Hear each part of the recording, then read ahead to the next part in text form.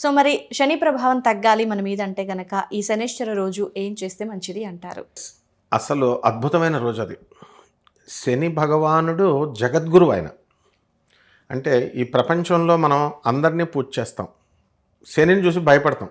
అవును, మిగతా దేవుళ్ళని పూజ చేస్తాం కానీ అంత భయపడం.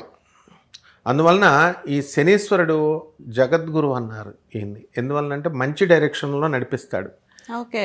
అర్ధాష్టమ శని, అష్టమ శని, ఏలినాటి శని, ఇలా శనులు ఎప్పుడైతే శని మహాదశలు ఇలా జరుగుతున్నప్పుడు శని కనుక మన జాతకరీత్యా మంచి స్థానాల్లో లేకుండా శత్రు క్షేత్రాల్లో ఉన్న శనీశ్వరుడు ప్రతికూలమైన రిజల్ట్స్ ఇస్తాడు. ఇది తెలుసుకోవాలి జనం. అంతేగాని అస్తమాను చెడు రిజల్ట్స్ ఇచ్చేస్తాడు శని అని అనుకుంటున్నారు. ఆయన శత్రుగ్రహాలతో కలిసిన శత్రు స్థానాల్లో ఉన్న అప్పుడు ఇస్తాడు. ఆ టైంలో అప్పుడు ఏలినాటి శని జరుగుతుందనుకో ఎవరికైనా, వాడు నిజాయితీగా బతకాలి. తర్వాత అబద్ధం ఆడకూడదు. ఆ లెవెల్లో మనం నీతి కబుర్లు చెప్పుకుంటాం కదా, అలాగా ఉంటే ఆయనకి కరెక్షనల్ సెంటెన్స్ ప్లానెట్ అంటారు ఆయన్ని. అంటే తండ్రి అయినటువంటి సూర్యభగవానుడే తప్పు చేస్తే తన తల్లిని నిర్లక్ష్యం చేశాడు. స్త్రీని, మహిళని, ముఖ్యంగా తల్లిని కనుక ఎవరైనా కనుక బాధించినట్టయితే, బాధ పెట్టినట్టయితే శనీశ్వరుడు ఖచ్చితంగా పట్టుకుంటాడు. ఎందుకంటే శని మాతృవాక్య పరిపాలకుడు. శ్రీరామచంద్రుడికి తల్లి అంటే అంత ఇష్టమో శనీశ్వరుడు కూడా వాళ్ళ అమ్మ ఛాయాదేవి అంటే అంత ఇష్టం. అందువలన శనీశ్వరుడు తన తపశ్శక్తితో ఆయన శని దేవుడిగా ఎదిగిపోయాడు. అండ్ 9 ప్లానెట్స్లో ఆయన శనీశ్వరుడు అందరికంటే ఉత్కృష్టమైనటువంటి స్థితికి వెళ్ళిపోయాడు. తపస్సు చేసుకున్నాడు, ఫ్రీగా ఎవరు ఇవ్వలేదు. ఆ తర్వాత శనీశ్వరుడు అంటే మిగతా గ్రహాలందరికీ, మనుషులకు కాదు భయం. మిగతా 9 గ్రహాల్లో మిగతా 8 గ్రహాలు పాస్ పోసుకుంటాయి ఆయన చూసి, మిగతా గ్రహాలే. ఎందువలనంటే శనీశ్వరుడు ఆయన భార్య అయినటువంటి మందాదేవి ఆయనకి శాపం పెట్టింది. ఏమని పెట్టింది? నువ్వు ఎవరిని చూస్తే వాళ్ళు భస్మైపోగాక అంటది క్రూర దృష్టితో. అప్పుడు ఈయన వస్తున్నాడంటే సరిగ్గా ఎదురుకుపడ్డాడు అనుకో, శని దృష్టి పడితే వాడు ఎవ్వడైనా సరే పోవాల్సింది. అందుకని ఆయన శనీశ్వరుడు తపస్సు చేసి శని పీఠాన్ని దక్కించుకుని వస్తుంటే, నవగ్రహాలలో ఒక పీఠాన్ని తన స్థానాన్ని సంపాదించుకుని వస్తే వీళ్ళందరూ కుజుడెల్లా చెట్టు వెనకాల దాక్కుంటాడు. గురుడు, శుక్రుడు వీళ్ళందరూ పారిపోయి చెట్ల వెనకాల పుట్ల వెనకాల దాక్కుంటారు. ఎందుకంటే ఆయన చూపడిందా వీడంతే. అందువలన ఆ శనీశ్వరుడు మనకి హాని చేస్తాడు అనుకుంటాం, కాదు. ఆయన కర్మకారకుడు, కర్మ ఫలదాత. అంటే కర్మల్ని మనం చేసుకున్న కర్మలే మనకి ఫలితాలు ఇస్తాడు. ఉదాహరణకి శనీశ్వరుడు జీవితాన్నే మార్చేస్తాడు. ఎలాగో చెప్తాను. భిక్షగాడిని కూడా కోటీశ్వరుని చేస్తాడు. ఆరోగ్యం బాగాలేనటువంటి వాడిని కూడా ఆరోగ్యవంతుడిని చేసేస్తాడు. ఆ శక్తి మిగతా వాళ్ళకి లేదు. ఎందువలన శనీశ్వరుడు, ఇప్పుడు ఉదాహరణకు ఒక మందు కొట్టే అలవాటు ఉన్నటువంటి వ్యక్తి ఉన్నాడు. రోజు తాగితే ఏమవుతాయి, ఏదో ఒక రోజున లివర్లో కిడ్నీలో పోతాయి కదా. ఇతను కాన్స్టిపేషన్ అంటే విరోచనం వెళ్తున్నప్పుడు కాన్స్టిపేషన్ వల్ల పైల్స్ వచ్చేస్తాయి, కిడ్నీస్ పోస్తాయి, ఇన్ని రకాల సమస్యలు. రోజు నిత్యం ప్రాబ్లమే. వాడు రోజు వాష్రూమ్కి వెళ్ళాలన్నా వాడికి పైల్స్ ఉన్నటువంటి వాడికి బ్లడ్ పడిపోద్ది మందు తాగడం వల్ల. ఈ రకంగా ఇవన్నీ కోరి తెచ్చుకున్నావు కదా, అదే మందు మానేస్తే ఇవన్నీ ఉండవు కదా. అదే కర్మను మార్చడం అంటే శనీశ్వరుడు ఏం చేస్తాడంటే, కర్మ మన చేతిలో ఉంటుంది. మనం ఆ మందు కొట్టడం ఇవన్నీ మానేస్తే మన ఆరోగ్యం ఏ విధంగా అయితే బాగుపడిపోతుందో, ఆ విధంగా మన కర్మని మనం మార్చుకున్నప్పుడు, ఆలోచనలు మార్చుకున్నప్పుడు, బ్రాడ్ మైండ్ని తెచ్చుకున్నప్పుడు మన జీవితం ముందుకెళ్తుంది. అందుకే స్వామి వివేకానంద ఒకటి చెప్తాడు, every one is the master of his fate. మన భవిష్యత్తుకు మనమే నిర్మాతలం. అది శనీశ్వరుడు చేస్తాడు. అందువలన ఏలినాటి శనిలో మరి ఏమండి డబ్బు లేకుండా చేసేస్తాడండి అన్నారు. నీకు డబ్బు ఇచ్చినప్పుడు నువ్వేం చేసావు? 30 సంవత్సరాలకు ఒకసారి వస్తాడు శనీశ్వరుడు. డబ్బు ఇచ్చినప్పుడు నువ్వు మదం ఎక్కింది కాబట్టి ఏం చేస్తావు? పేదవాడిని నీకు కనబడ్డు, పేదవాడిని తిడతావు, పేదవాడికి సహాయం చేయవు, అనాథలకు సహాయం చేయవు, వికలాంగులకు సహాయం చేయవు, సాధువులకు సహాయం చేయనప్పుడు మళ్ళీ ఏలినాటి శని వస్తాడు. ఎంజాయ్ ఫ్రెండ్స్, రిలేటివ్స్ అని వెళ్తారు.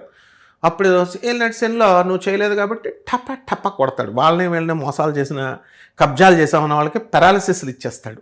కాబట్టి ఏలినాటి శని రోజున మనము ఈ దశలు జరుగుతున్నప్పుడు శని జయంతి రోజున వెళ్ళిపోయి శనీశ్వరుడికి ఓం శనీశ్వరాయ నమః అంటూ వీళ్ళు అభిషేకాలు చేసేయడం, ఇవి చేసేస్తే ఈ వీళ్ళు చెప్తున్న రాంగ్ నెంబర్, వాళ్ళు పీకే సినిమాలో రాంగ్ నెంబర్ లాగా ఈ వీళ్ళు చెప్తున్నట్టు రెమెడీస్ చేస్తే ఏం పోడు శనీశ్వరుడు. అసలు వీళ్ళు ఈ రాంగ్ నెంబర్ గాళ్ళు వీళ్ళంతా కూడా ఇప్పుడు ఉన్నటువంటి కపట బ్రహ్మల, కపట జ్యోతిష్కుల, కపట మంత్రగాళ్ళు ఏం చెప్తున్నారు? వెళ్ళి అభిషేకం చేయండి కానీ నవగ్రహాలను ముట్టుకోకండి అంటారు. చూడు నవగ్రహాల చుట్టూ తిరుగుతున్నాం, ముట్టుకోవద్దు అంటారు. శనీశ్వరుడికి అభిషేకం చేసినప్పుడు నల్ల బట్టలు వేసుకొని చేసేసి మళ్ళీ స్నానం ఏదో చచ్చిపోయిన వాళ్ళకి ఇళ్ళకెళ్తే మనం చావును ముట్టుకుంటే అశుభంలాగా స్నానం చేస్తాం, అలా తలంటి స్నానం చేసేసి ఆ బట్టలను అక్కడే వదిలేసి వెనక్కి తిరిగి చూడకుండా వచ్చేయండి అని చెప్తారు. శనీశ్వరుడు అభిషేకం చేసిన తర్వాత కాళ్ళు కడుక్కొని ఇంటికి రమ్మని మూఢనమ్మకాలు ఇలా పెంచేశారు దేవాలయాలకి, శివుడి గుడిలోకి వెళ్ళమని. ఇవన్నీ ఎందుకు పెట్టారంటే ఈ శనీశ్వరుడికి నూనె అభిషేకం చేస్తూ ఉంటాం కదా, నూనె అభిషేకం చేసినప్పుడు అదంతా నూనె పడుతుంది కాబట్టి జారుతాము. మళ్ళీ ఇది ఉపదేవాలయం, మెయిన్ దేవాలయం శివాలయంలోకి వెళ్ళినప్పుడు అందరూ వాళ్ళు వెళ్ళినప్పుడు అదంతా నూనె అయిపోయి అందరూ పడతారని మా గురువు గారు అయినటువంటి గరికపాటి నరసింహారావు గారు ఎన్నో వీడియోల్లో చక్కగా చెప్పారు. ఇది అర్థం కాకుండా మిగతా వాళ్ళంతా ఏం చెప్తారంటే శనీశ్వరుడికి కాళ్ళు కడిగేసుకోవాలా, అంత మూఢనమ్మకాల ముట్టుకోకూడదు అంటే మన కర్మలు మనం చేసుకొని మనం తప్పుడు పనులు మనం చేసి శిక్ష వేయడం కోసం ఆయనేం మనల్ని టెంపుల్కి రమ్మనలేదుగా, మనంతకు మనమే వెళ్తున్నాం. ఏది ఆయనకి స్వామి నన్ను విముక్తుని చేయని చేసి మళ్ళీ ఆయన అవమానిస్తున్నాం ముట్టుకోకుండా. వెనక బట్టలు అక్కడే వదిలేసి చచ్చిపోయిన వాళ్ళ కోసం శ్మశానానికి వెళితే ఎలా అయితే బట్టలు వదిలేసి వెళ్ళిపోతామో తడిపేసి, ఇట్లాంటి పిచ్చి పనులన్నీ చేయమని చెప్తే వీళ్ళకి శనీశ్వరుడు ఎందుకు అనుగ్రహిస్తాడమ్మా. కాబట్టి శని జయంతి రోజున ఏమిటంటే ఆ రోజు చేయాల్సిన పని ఓం శనేశ్వరాయ నమః అనేటటువంటిది మహా పవర్ఫుల్ మంత్రం. అది ముందు శనీశ్వరుడి మీద ప్రేమ పెంచుకోవాలి, భయం పక్కన పడేసేయండి. గాడ్ ఫియరింగ్, గాడ్ లవింగ్ అని రెండు ఉంటాయి.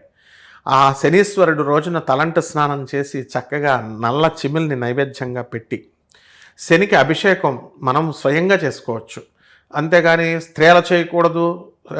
ఎవరు చెప్పారు అసలు వీళ్ళకి?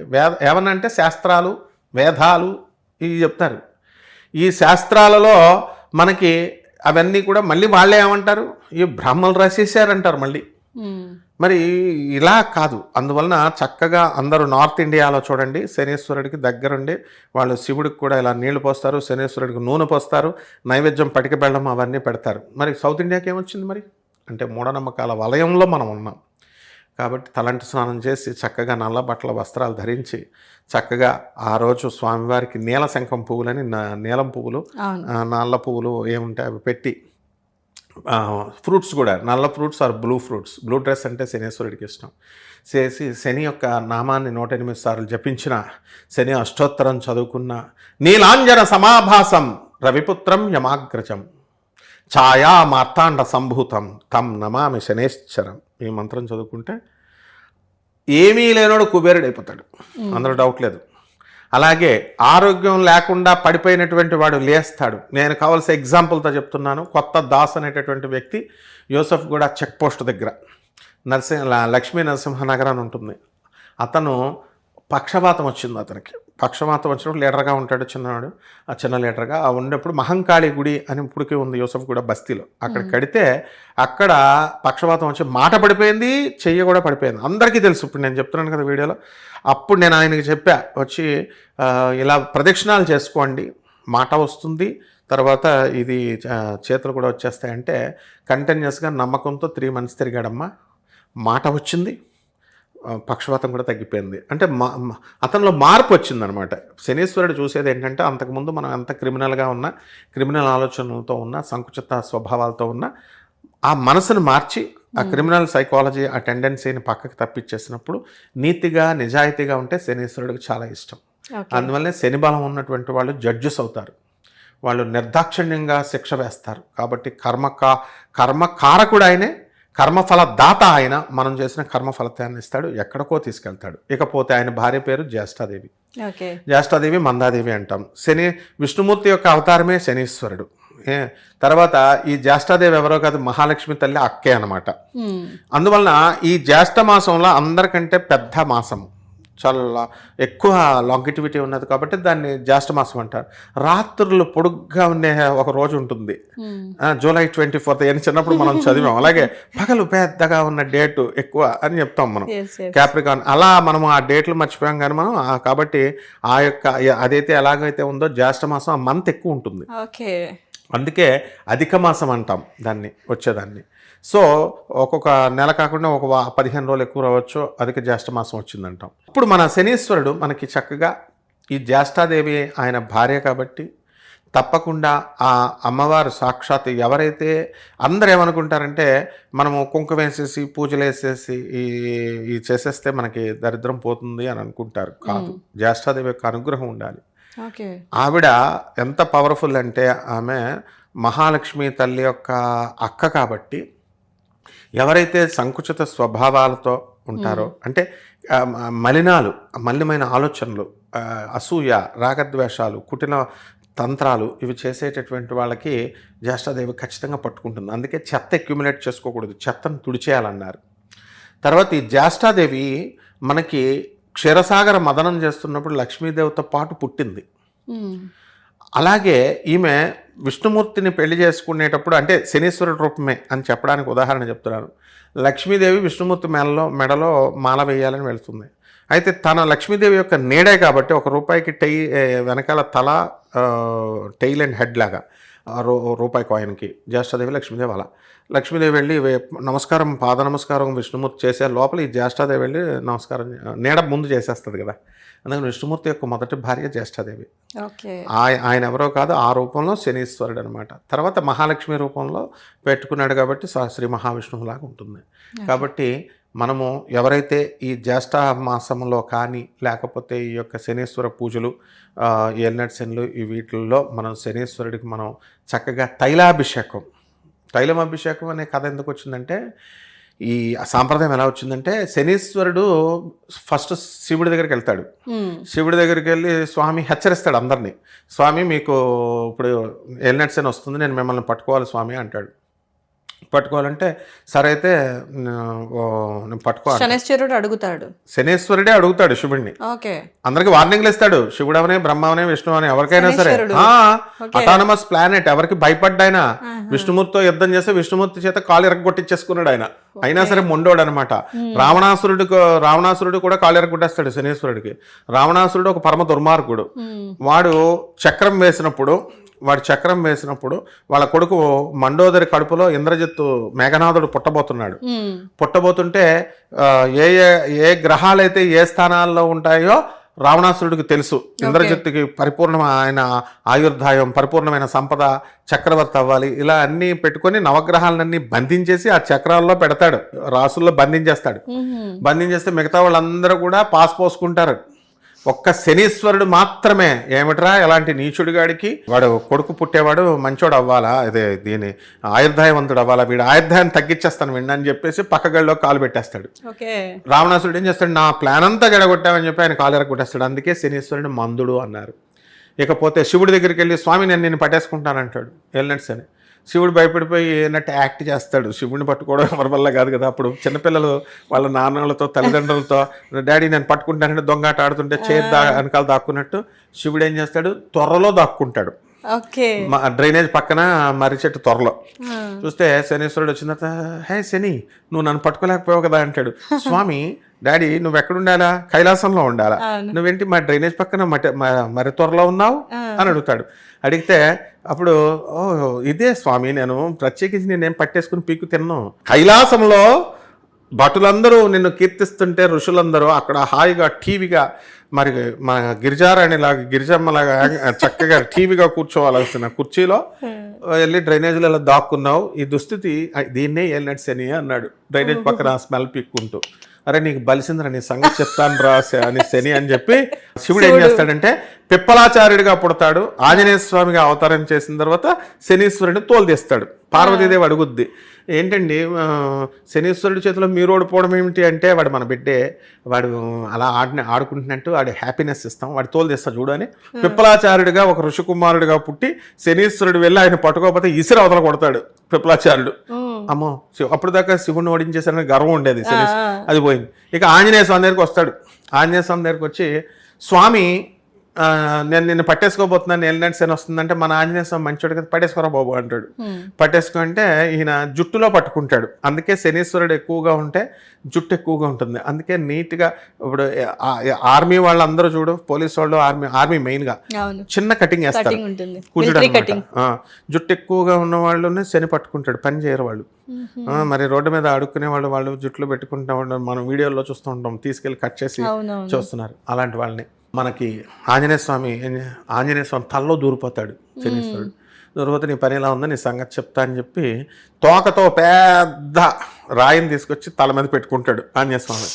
బాబోయ్ నాకు నలిగిపోతున్నాను అంటే అక్కడ శివుడు నవ్వుతూ ఉంటాడు, చూసావా శనీశ్వరుడు చేతిలో ఓడిపోయినాను, ఇప్పుడు చూడు మన బిడ్డ ఆంజనేయ స్వామి పెద్ద పర్వతమే తెచ్చి పెట్టేలా ఉన్నాడు, ఈ శనిగాడు చచ్చిపోతాడు శనీశ్వరుడు అని నవ్వుకుంటాడు ఆయన. పార్వతి కూడా నవ్వుకుంటుంది.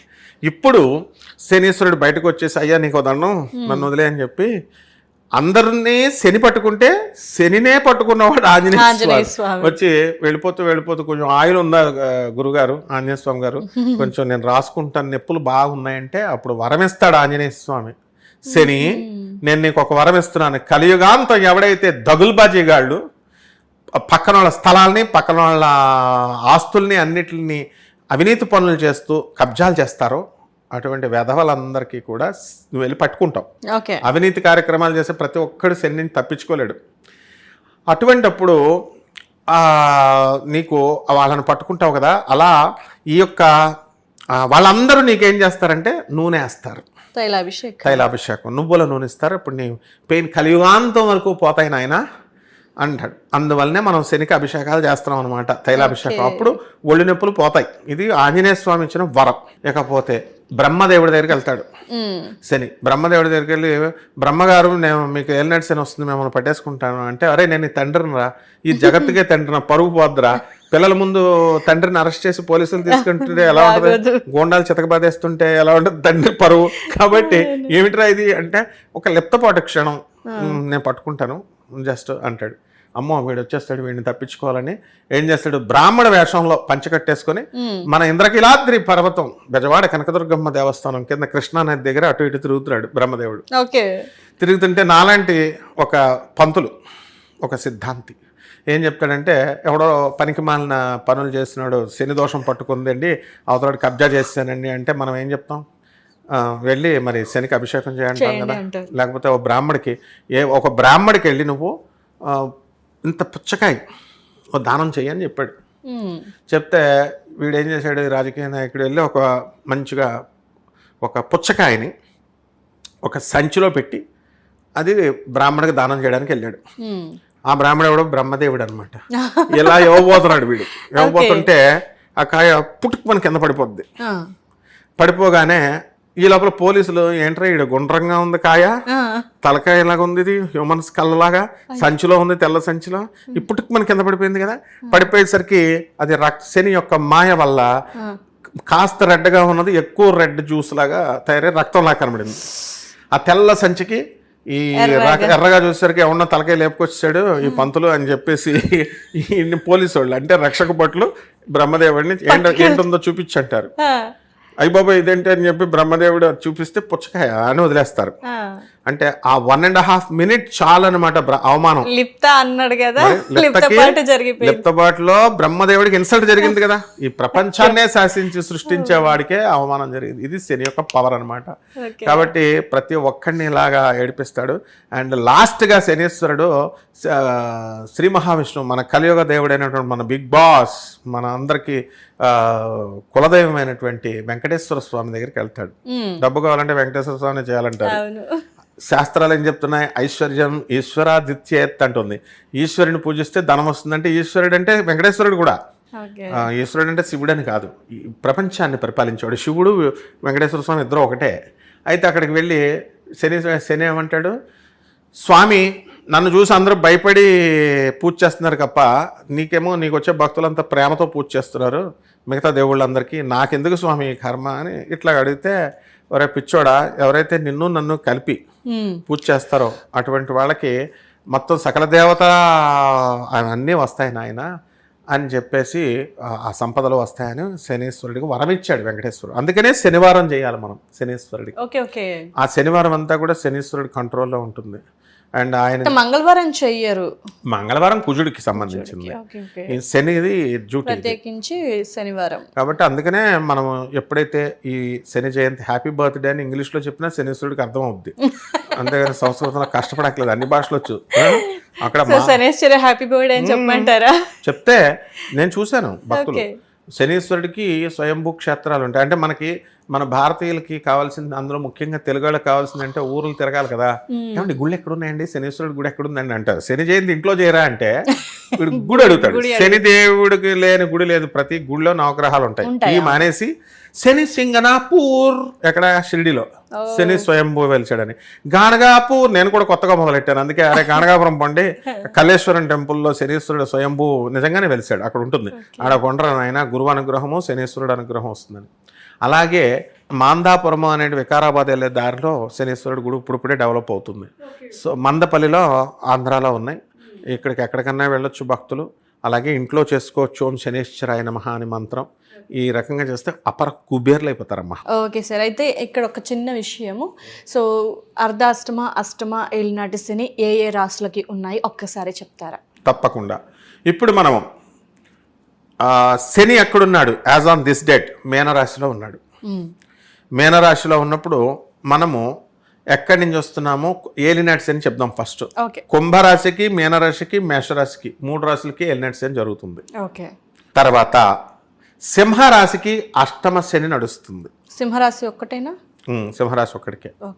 తర్వాత వృశ్చిక రాశి, ఆ వృశ్చిక రాశి వారికి పంచమ శని నడుస్తున్నాడు కదా. ధనుస్సు రాశి వారికి అర్ధాష్టమ శని నడుస్తుంది. ధనుస్సు రాశి వారికి అర్ధాష్టమ శని నడుస్తుంది. కాబట్టి ఈ రాశులు అందరూ కూడా ఎవరైతే ధర్మంగా వీళ్ళు నడుచుకుంటారో అటువంటి వాళ్ళకందరికీ కూడా కుబేరుళ్ళు చేసే అవకాశాలు శనీశ్వరుడు ఎక్కువ మిగతా రాశుల కంటే కూడా. కాబట్టి ఎంతసేపు ఈ ప్రవచనకారులు, జ్యోతిష్కులు వీళ్ళ లబ్ధి కోసం శని నూనె పోసే ఆ గుళ్ళకెళ్ళు అని ఇట్లా చెప్తారు. అట్లా కాదు. నీ క్యారెక్టర్ను మార్చుకొని ధర్మపరంగా మనం ఉంటూ సాధువులకి, పేదవారికి, వికలాంగులకి, అనాథలకి కనుక దాన ధర్మాలు చేసుకుని వాళ్ళ యొక్క ఇతరుల యొక్క క్షేమం, వీళ్ళ యొక్క క్షేమం కోసం మనం కష్టపడితే శనీశ్వరుడు ఇచ్చినంత వరము ఏ దేవుడు ఇవ్వలేడు అనమాట. వీళ్ళని కుబేరులు చేస్తారు. చెప్తారు స్లో కానీ, బట్ కుబేర్లను చేసే అవకాశం శనీశ్వరుడికి ఉంది అంటారు. ఆయనకే ఉంది, ఇంకెవరు లేరు. జ్యోతిష శాస్త్రం ప్రకారము ఆయుర్దాయాన్ని ఇచ్చేది, సంపదల్నిచ్చేది శనీశ్వరుడే. ఆయుర్దాయ అన్ని ఉండి ఆయుర్దాయం లేకపోతే ఏం చేస్తాం? ఎంతమంది రాజకీయ నాయకుల్ని, హీరోల్ని, సినిమా హీరోల్ని వాళ్ళని చూసాం, మధ్యలోనే పుట్టుకొని పోతున్నారు. కారణం ఏంటి? శనిబలం లేకపోవడం వల్ల. శనిబలం ఉంటే లాంగిటివిటీ ఆఫ్ లైఫ్ వస్తుంది, అండ్ సంపద కూడా బాగా వస్తుంది. ఓకే గురుగారు, సో నిజంగా శనిదేవుడి స్టోరీ చాలా బాగుంది. అసలు ఎందుకు తైలాభిషేకం అనేటువంటి స్టోరీ నిజంగా తెలీదు. సో ఫస్ట్ టైం నేను విన్నాను, చాలా బాగా అనిపించింది. సో చాలా చక్కగా తెలియజేశారు శనీశ్వరుడికి సంబంధించి, శనీశ్వర జయంతికి. మనం శనీశ్వర శిష్యులు. ఓకే, సో చాలా మంచి విషయాన్ని తెలియజేశారు గురుగారు. ధన్యవాదాలు.